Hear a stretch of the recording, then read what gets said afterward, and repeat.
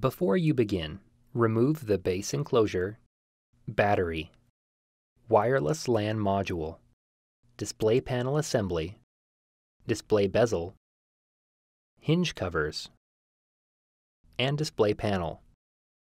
Removal. Important. Make careful note of the routing of the display panel and wireless antenna cables under and around the display panel hinges for later replacement.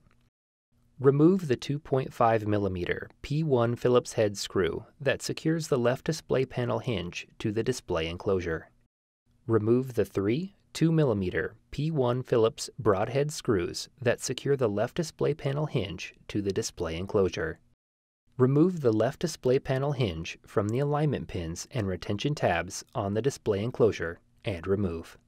Remove the left display panel hinge. The right display panel hinge is removed in the same manner.